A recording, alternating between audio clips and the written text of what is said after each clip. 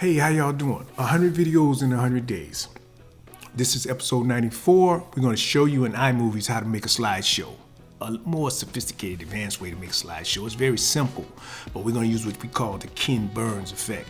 Hey, you can find me on youtube.com, Dan Land Pro, Webmaster Dan. Don't forget to hit the subscribe or like button. Hey, let's get started. Okay, so the first thing you're going to do in iMovie is we need to go get us some pictures. Now, one of the things you got to remember about iMovies and the Ken Burns effect is it's only really powerful when you use it with, say, horizontal instead of vertical pictures. So if I just use it with, say, I'm gonna get some pictures I already have in here. They pretty much already vertical instead of horizontal, because horizontal is hard for Ken Burns to affect, to keep up with the proportions, because it's vertical. And we'll go over that in another tutorial, but if you notice, all these are horizontal, so we're gonna drag these down to our timeline. Now, as you see there on our timeline. Now, if I adjust these, or I scroll these down my timeline, you see that they're panning and zooming as they please. And that's real simple, that's real easy to do. So right off the top, you see the default is already zooming, or has a degree of zoom already on here.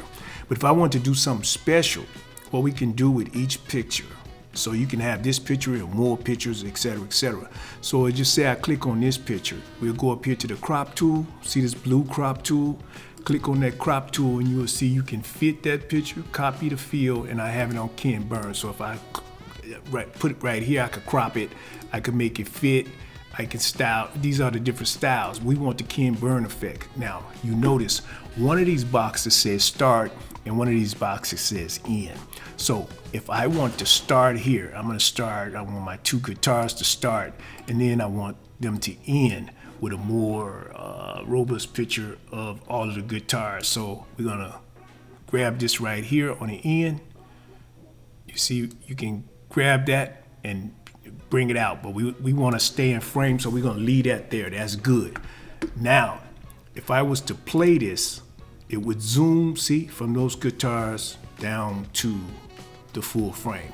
Now let's go to the next one, and it's the same thing. We click on crop, we see our Ken Burns effect. So what I want to do here is I want it to start on his hands, just his hands playing the guitar right there, and I want it to end with a more bigger shot showing the guitar and just his hands doing the chord at the top. So we're gonna put it right there. Now, if you see me zoom, you'll see it zoom, and that's how it zoomed on that particular one. Same thing with the next one. We go here, we click crop, and we go to Ken Burns. Now I want this to start at the pen, right where they first start writing music. So we want the music there, and I want it to end more or less where that music is already written. So we just dealing with solely the pen that has wrote the music for us. And you see when we pan, it's the same thing. So these are just effects that you can use. So we're gonna go here, we're gonna do a crop, we're gonna do all of them so you can see how it's done. So I don't really want this guy's face in the shot because I want to be more effective. So we're going to start here right below his chin. So that's exactly where I want this pan to start, right below his chin, where his hand is playing the sax, and I want to end down here more with the sax in the shot, right there. And you'll see when we pan and zoom, you see, that's exactly what the Ken Burns offer. Now this one, I want the Ken Burns effect, crop, Ken Burns effect, and we want to start right here, right where he's just starting to play the sax. And I want it to end with jazz. I want it to end with everything in the shot. I want the jazz and everything in the shot. So that's where we start there, and if we zoom, you can see that it pretty much gives us what we want. So now if we were to play this particular clip through, you can see that each one has an effect. Now, in the middle of each one, right here in the middle, I can go and we can put in transitions. So if I wanted to cross blur or anything like that, I could come down here. I could put that in between there. You see that a cross blur right into the next shot. So just say I want to cross blur there. I want to cross dissolve between the next two pictures. We put that one right there. You see that cross dissolve? See, it doesn't matter what you put in there. I mean, whatever transition you want to use, you can use it to your benefits. Let's do a cross zoom here. And then I think we got one more. So let's do one more and let's find us a fade. Now you do fade to black at the end. So let's do a puzzle piece. I don't like to get too fancy with transitions because that gives you an amateur look when you get too fancy. So you want to kind of stay within the basics. So at the end, we're going to put that fade to black. See, it's going to fade to black. And at the beginning, I like to put a fade to black. It depends on what I'm going to do with this. I might add some footage to this later where it transition into, say, some video clips. So it could be the beginning or the end, and then it might transition into some video clips, and then we add our music. So now we pretty much have our slideshow created, and then we can take this into our other programs or whatever we want to do with it as far as how we want to create the slideshow. Now in iMovies, you can add music and you can do other things as far as adding more photos or adding video. And I like to take mines into other programs and do other things with them as far as titles, et cetera, et cetera. So I like to work in Premiere Pro. So I might take something I made in iMovie and put it in Premiere Pro, and then I can add titles and et cetera. Now in here, you can add titles as well inside of iMovie. So just say I want to add a title here. I will put this title down here right in the front. And now we have a title, we have our slides, and we have the thanks for watching. So that's pretty much the clip that we want to use. Now what I'm going to do is share this as a file. So let's go to share right up here. Let's hit share and let's hit file. We're not going to hang around for it to render, so we'll come back after it render, and then we'll show you how that rendered and what we'll do with this inside of Premiere Pro. Okay, so we're in Premiere Pro, so let's go get our file that we made over in iMovies and bring it into Premiere Pro. And the name of it was Digital Design. So let's go find Digital Design in here. So let's bring that in. Let's drag that to our timeline. A lot of times in iMovie, all you gotta do is drag something over and it's pretty much in there. And you see, there go our slideshow, so I'm gonna bring that up so it can fit into my screen, because I like to do things in that cinematic look.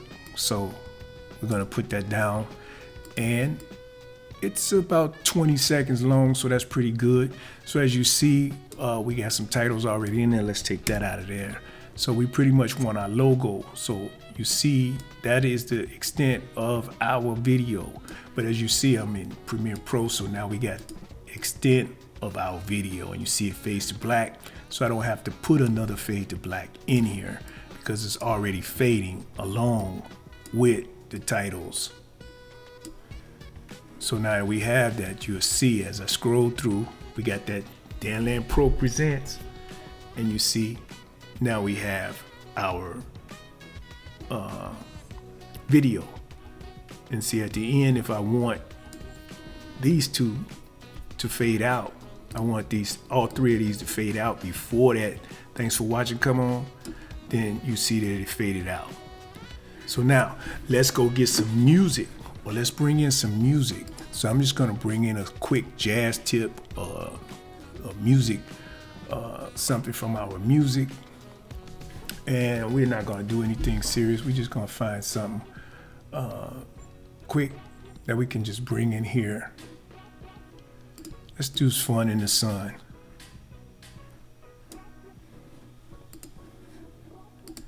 So we import Fun in the Sun, and then we just drop that to our timeline.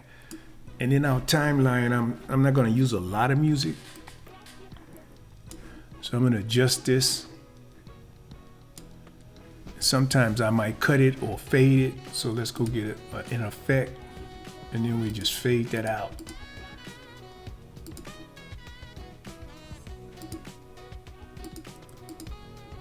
So I'm gonna give me a crossfade, and then I'm gonna put it on the end of that music, and then I'm gonna extend this timeline, and you'll see that when I extend the timeline, I'm gonna fade that music out. So at the end of our video, as I say, thanks for watching, that music will fade.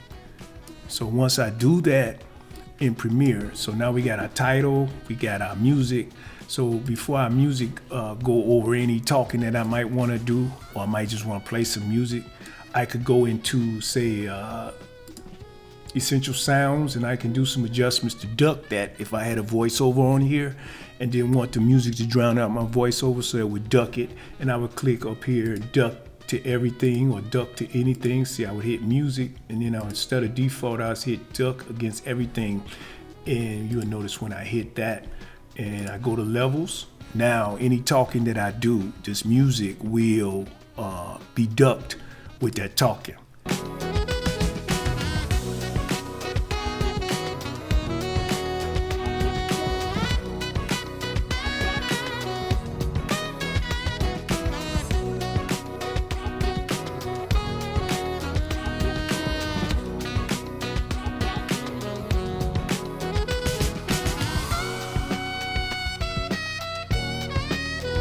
Okay, now that's pretty much it. So it's just so many other things that I can do with this. Like you've seen how pretty much I could have adjusted the pace of the video in, say, iMovies. But if I wanted to, I can come up here to clip and I can hit speed duration.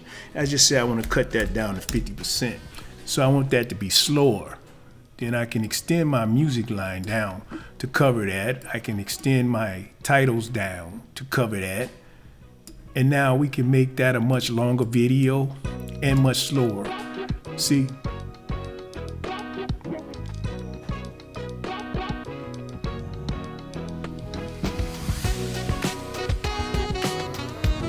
So it's pretty much however you want it to fade, or see, that's much slower than it was before, and you can work with it. There's other parameters that you can work with in Premiere Pro. So that is the thing about some slideshows are automatic, where you get templates and things like that. But when you're pretty much creating your own, it's pretty much like you are going into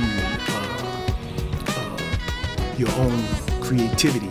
And that's really what it's all about, is being able to create your own platforms as far as, and that's pretty much it. And that's how you would create your video in Premiere Pro and iMovie. So that's pretty much how you would create a slideshow. And there's just so many other things that you can do. Like in iMovies, you can take those same slides that you see me do. So I can do a pan and a zoom. Now, a lot of people we ask all the time, well, how do you do a Ken Burns pan and zoom, or get different effects, because they only know the beginning and the end. So if you wanted to do a pan or zoom in Ken Burns, what you have to do is duplicate the process. Let me show you that right quick.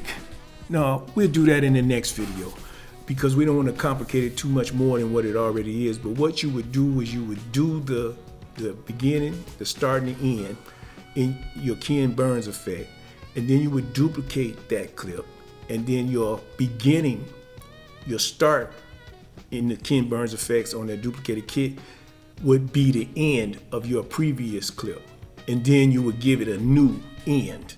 And you can do that as many times as you like, and you can move it all around. And sometimes when you're doing something like a micro shot, or say a item shot, or and you're trying to advertise something close up, like you may be doing some food, or you may be doing a particular item, a small item like some headphones, a little miniature microphone or something, and you want to pan around, it could be a ring, something small, then you would use those type of methods. So we're dealing with more ways to take simple programs and do advanced work with those simple programs. And that's basically what I like to share with people, is that all of these programs are pretty much the same, the basic foundation, and you just taking the basics and you can shift them around and do things with them. Now, some programs, if you are already have that learning curve as far as Premiere, After Effects, and some of the more robust professional programs, then you can do these things easy because you know what to do. But for those using simple programs trying to get a more advanced effect, then you can use some of these techniques with those basic programs to get the same effect as some of the more robust programs. So what I'm saying is that we can look at work sometime and tell, say for example, slideshow, if it's a template or if it's somebody that's just doing something easy, like you heard me speak earlier about certain transitions. When you see a person using certain type of transitions or overusing those transitions, then you can pretty much tell if they pro, semi-pro, or professional, or basic, or beginners, or intermediate, or advanced, because certain things that you just learn over time through experience what to do and what not to do.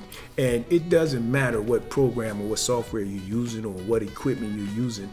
If you know how to use any equipment or any tool, then it's up to you on the type of results or productions that you get as a result of that tool. Today I just shared something real simple in iMovies and Premiere Pro combined. Now I also take these, I might combine iMovies and Premiere Pro and then take that final result into another program and do something else with it that program may be known for. It depends on your knowledge base and what you're trying to achieve. Hey, I'm Danland Pro. This is episode 94, 100 videos in 100 days. Make sure you come back. YouTube.com, Webmaster Dan, Danland Pro. Hit that subscribe and that like button. Till next time, peace.